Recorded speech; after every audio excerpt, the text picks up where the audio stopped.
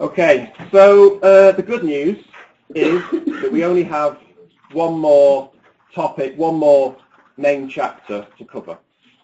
The bad news is it's chapter 10, which is all about water sediment kinetics, which is probably the most difficult chapter in the whole guidance document. But the good news is that with experience, we've managed to simplify a lot of the kinetic assessments for water sediment studies. But the bad news is those simplification procedures really only completely apply to pesticides. And when you think about how we model water sediment interactions when we're exposure modeling biocides, well, actually we do different things depending on different product types.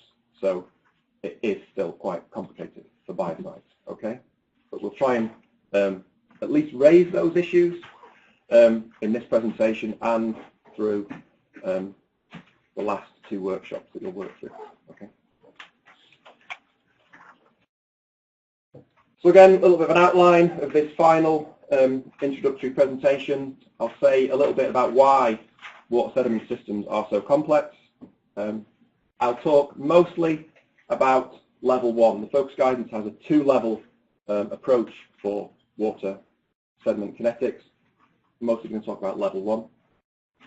I'll talk about the simplified scheme, and then we'll talk about whether that is still applicable to biocides for both modeling and persistence endpoint derivation.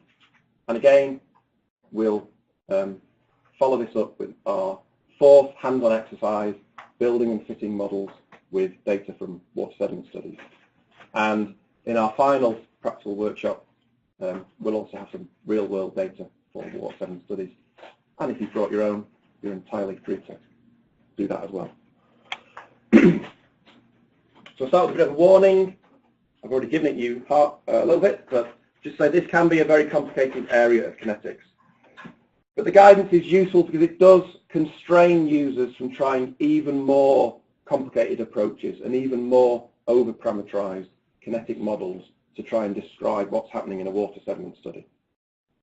The guidance is particularly useful because it distinguishes between true degradation and dissipation processes. So in our water sediment system, we obviously have some degradation going on, but we also have dissipation as the substance moves between the water and the sediment phases.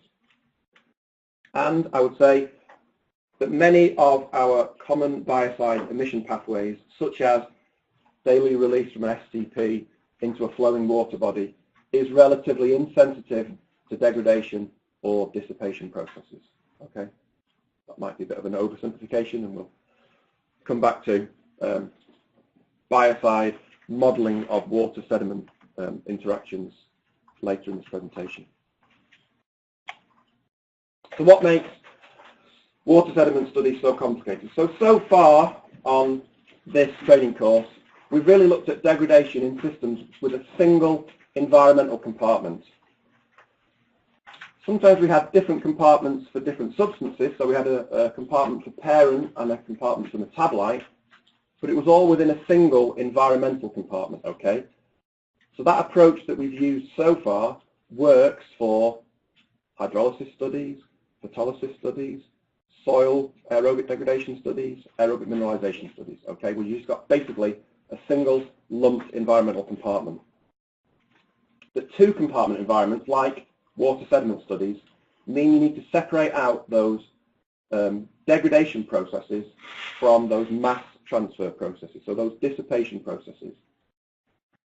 And on the right is a conceptual model of a water sediment system, and it looks quite similar to the things that you were doing yesterday with a parent and metabolite.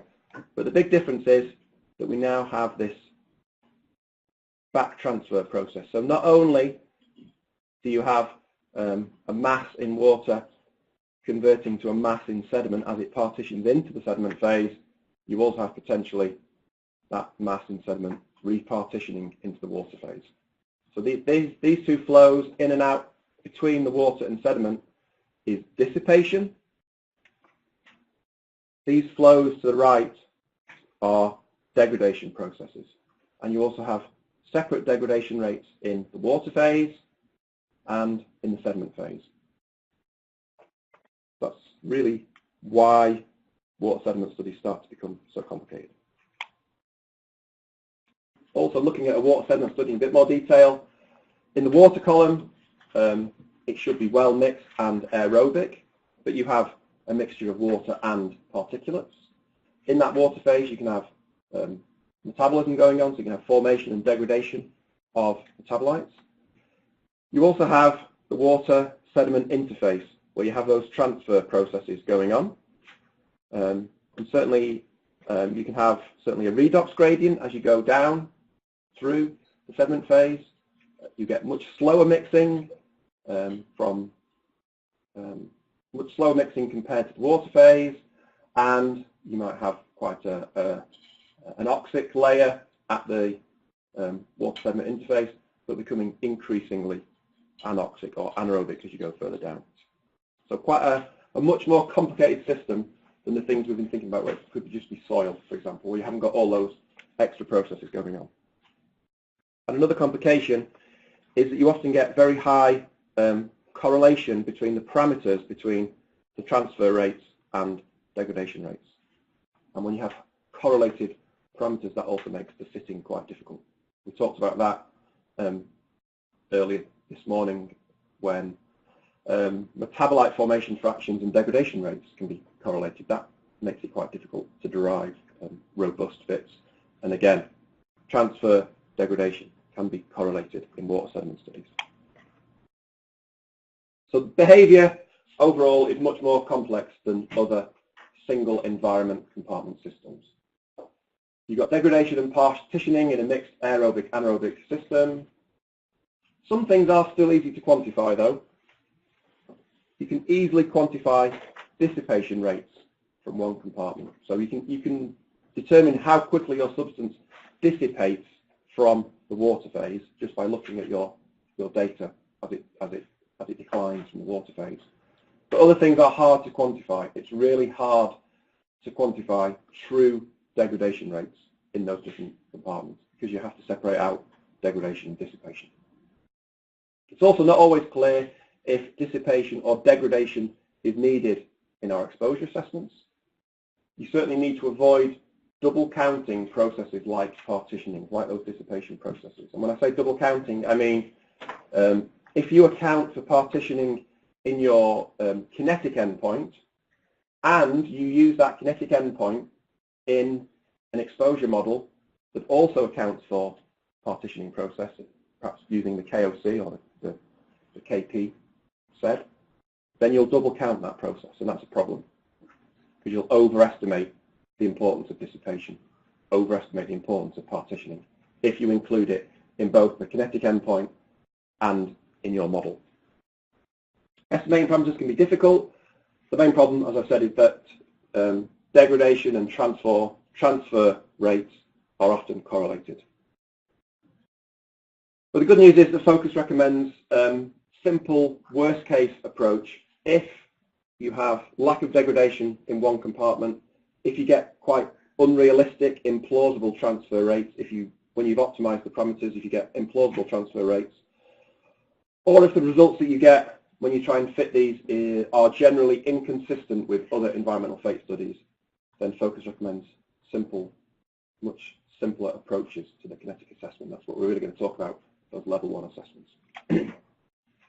There are some similarities to other test systems. So things like the data entry, exclusion of artifacts, outliers, etc. Selection of the fitting routines. The underlying kinetics and the software tools, Cake, Model Maker, they're all the same. Hockey stick is included as an option for persistence endpoints, for those best fit endpoints. If you remember when we went through the kind of best fit endpoint selection yesterday, it only tested SFO and FOMC, and if FOMC was better, you tested DFOP. For water sediment studies, because the hockey stick kinetic can sometimes be quite useful for whole system data sets, it's included as an option in that persistence endpoint. For modelling workarounds, for parent substances only, not only can you do the FOMC DT90 divided by 3.32, the water sediment chapter also allows you to use hockey stick or DFOP, DT90 divided by 3.32, as one of those modelling workarounds. But the methods of making kinetic decisions, goodness to fit criteria, they're all the same, so we don't need to go through those again, because we covered them yesterday. There are some differences to other test systems. Day 0 data, you should assign your sediment mass back into the water column, because we know that any mass in the sediment at time 0 must be an artifact of not taking a true time 0. It's that time lag between when you've dosed the water phase and then you've separated the water and sediment phase as part of your experimental protocol and extraction procedures. The other difference is that data must be in terms of mass or the equivalent. So often we're talking about radiolabel studies, so percent applied radioactivity. Don't use concentration data because then that would be affected by the ratio between the water phase and your sediment phase. So mass or equivalent only. So Focus uses 2 levels of kinetics. Level 1 is a one-compartment approach to estimate the kinetic endpoints such as degradation in the whole system as a single compartment, or dissipation from the water column, or dissipation from the sediment.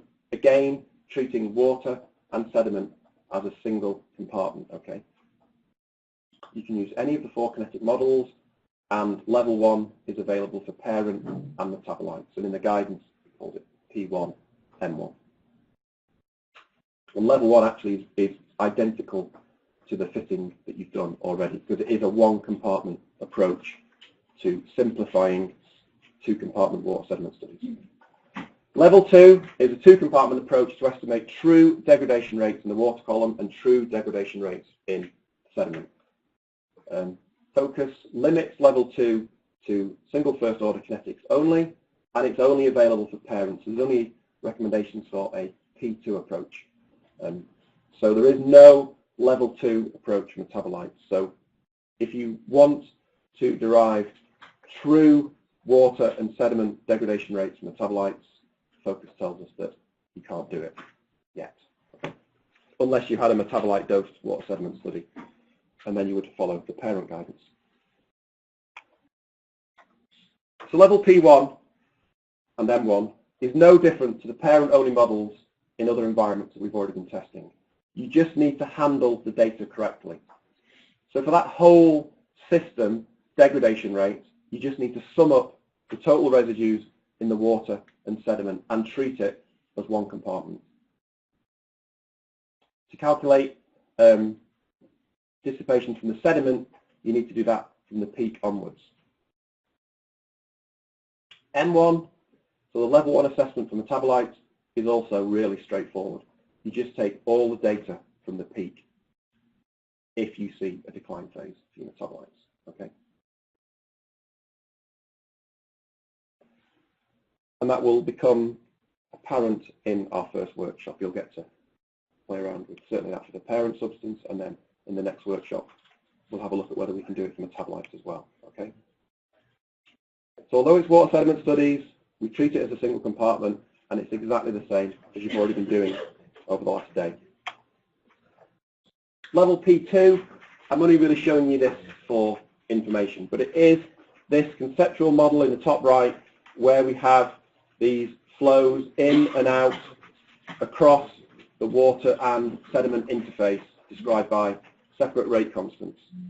The equations are there, so you can build those models in Model Maker, for example. To do it in Model Maker, the only thing you need to do is add this extra flow from sediment back to water. So if you add a flow, you pick sediment first and drag that into the water phase to have that back transfer flow. But there are those restrictions on P2. Single first order only available for parent. The Focus guidance is also really, really strict on tests that you have to do on the fitted parameters from these kind of P2 level assessments. So Focus says that you must have statistically significant degradation in both the water phase described by our Kw parameter, and the sediment phase, described by our K sed rate constant. They've got to be statistically different from 0 according to the t-test. It relaxes the t-test criteria of p less than 0.1, but that's still quite a strict test to pass. The sediment water transfer rate, so the transfer rate from sediment back into the water phase, must also be significantly different from 0. It also introduces the F-sed test, which tests whether those transfer rates are realistic based on what you know about the partitioning of the substance. But in reality, pretty much every system that we've ever tested fails all those tests. So what we found now is that hardly anyone ever tries to do a P2 level assessment, and everyone just does a level 1 type assessment, which is most of the time is good enough for our regulatory purposes.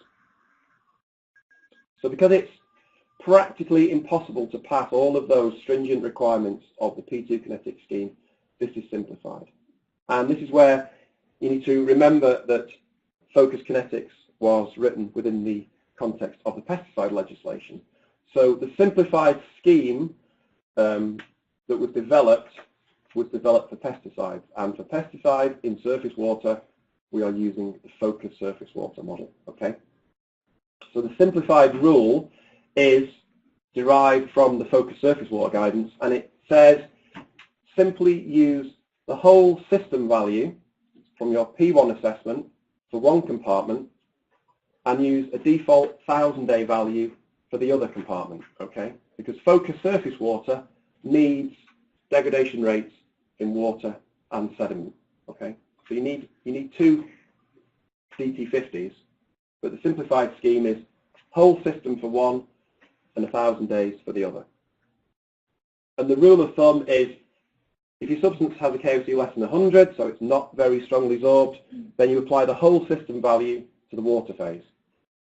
For more strongly absorbed substances, KOCs over 2000, you apply the whole system value to the sediment phase.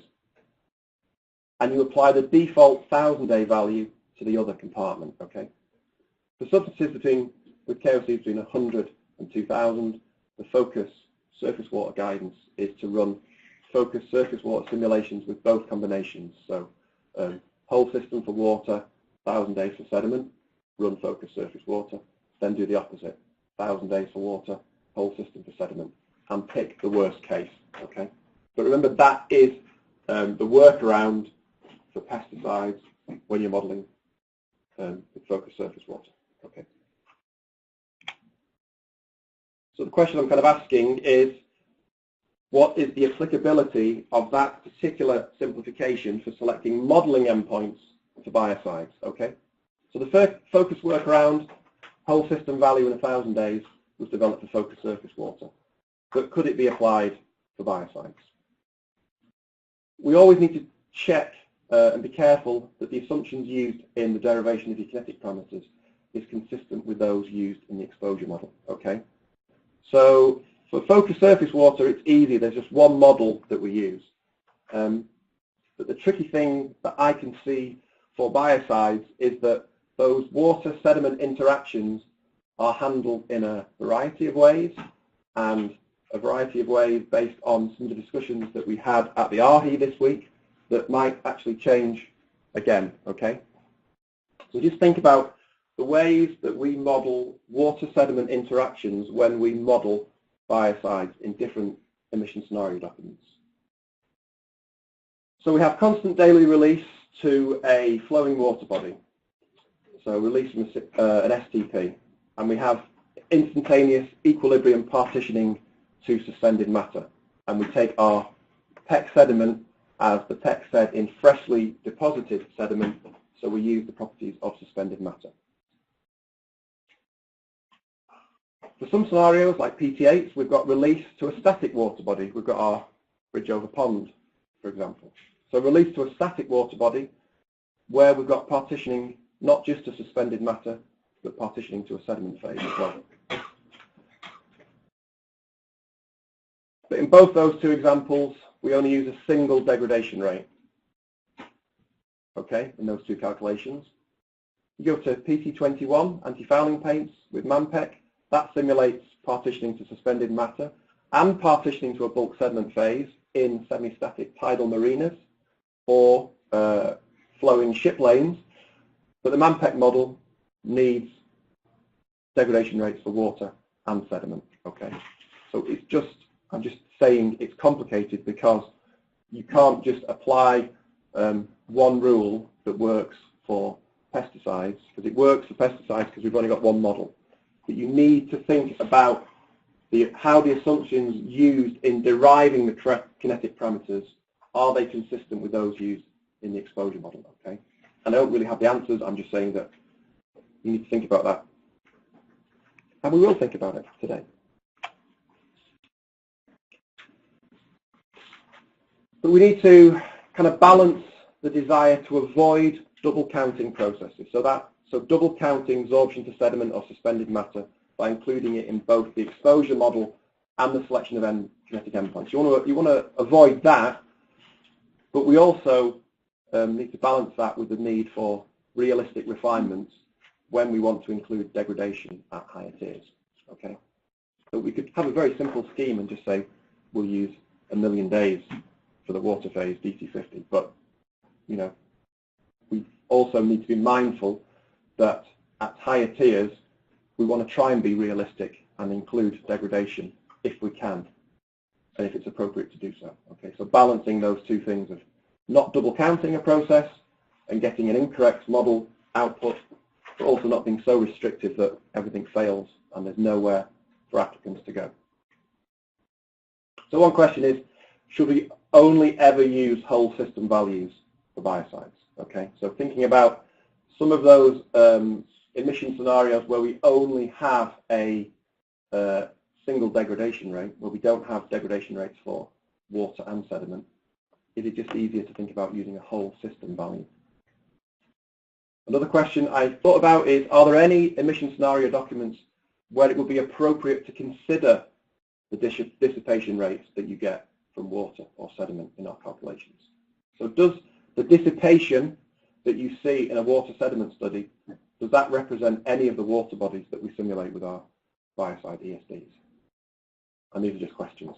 So things to think about when we try and think about how we can apply in a consistent, harmonized way focus kinetics to biocides when we're thinking about water sediment interactions.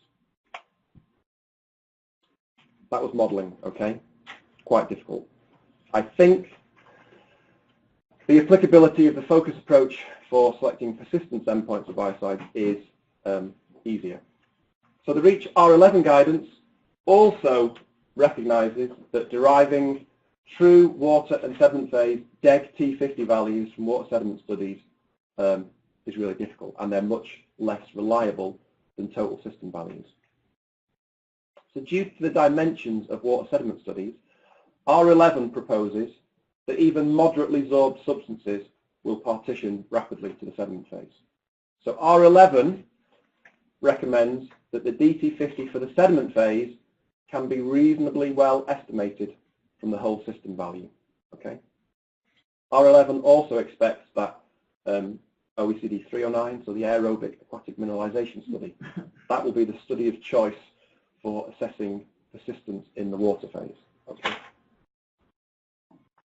So R11 also simplifies the approach and avoids the need for those phase-specific or compartment-specific degradation rates. So the only difference between the kind of focus workaround and the R11 workaround is that R11 says apply whole system to sediment and do another study for the water phase, whereas the focus workaround is deciding which compartment you apply the whole system value to based on KOC, remember those KOC triggers.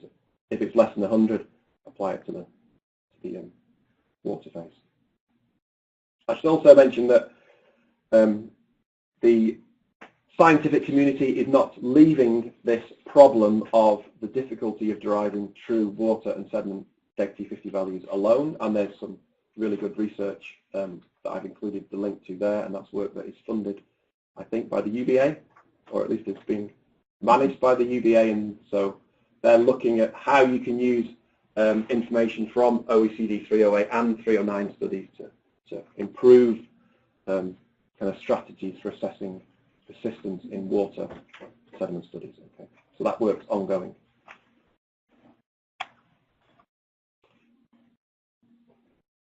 So a summary, it's complex, but simple level 1 assessments are equivalent to what you've already been doing in other environments or in the other workshops that you've done so far. In those two-phase systems, we have to distinguish between degradation rate, so deg T50 if you like, and dissipation rate, dis T50, to avoid double counting dissipation, avoid double counting partitioning in your modelling. Focus is strict on what you can and cannot do to derive endpoints, parents and metabolites. Some of them are straightforward and others are difficult to quantify reliably, particularly those true compartment-specific deg T50 values. But for parent endpoints, the whole system deg T50 is easy. You just sum up all the data for your whole system, water plus sediment, and treat it as a single compartment. Water phase dissipation T50 is also easy. You just use your measured water data from your study. Sediment dis T50 is also easy. You just use the data from the peak onwards if you have a decline phase described in your parent residues in sediment. True water and sediment deg T50 is much more difficult. You need to separate out the rate constants for each phase and the partitioning rate constants. It can be done in theory, but it's rare to pass all of the focus checks. So pretty much everything we see nowadays, certainly in the pesticides arena, is based on level 1 assessments, and there's no reason why a water sediment study would be any easier to pass just because it comes in under the BPR. For metabolites, whole system deg T50 values are also relatively easy. You just sum each of the data sets, the water and sediment phases, for the parent and the metabolite, and you treat it as we have done already as in a sequential fit. So you just treat parent whole system, metabolite whole system, and it's just a parent to metabolite compartment sequential fit as we did in workshops 2 and 3 yesterday.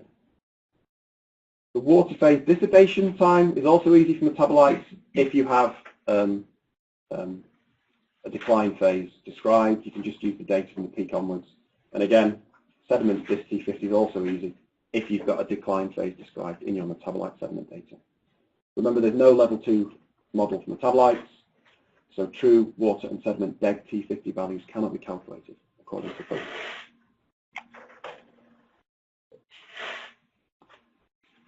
When it comes to selecting endpoints for modelling or triggers, it's really important that you consider what is the purpose of the DT50 values that you're calculating. Is it modelling or is it persistence? Modelling, remember that the kinetic assessment that you do and the DT50s that you calculate must be consistent with how your exposure model will use those DT50s. Focus surface water, it needs true deg T50 values, so there are simple workarounds proposed. Whole system values and 1,000-day default. But does that work for biocide models? It certainly does work for PT21s for MAMPEC, because MAMPEC also needs true DT50s in water and sediment. But there are other ways that we handle water-sediment interactions for biocides that maybe you need to think about whether that approach works or not. The P criteria, be aware of the limitations in the kinetic fitting and be aware of the specific REACH guidance about pretty much deriving the whole system sediment, the whole system DT50 value, and applying that to the sediment phase according to R11. And that leads us on to hands-on exercise part 4, which is building and fitting models with data from water sediment studies, and it's just parent data that we're looking at in this first part, and then we'll move on to part 5, which is a couple of examples provided by UBA, and that's water sediment studies with metabolites, so pretty much the most complicated thing you'll have to do, and in example 5 also some quite complicated soil data.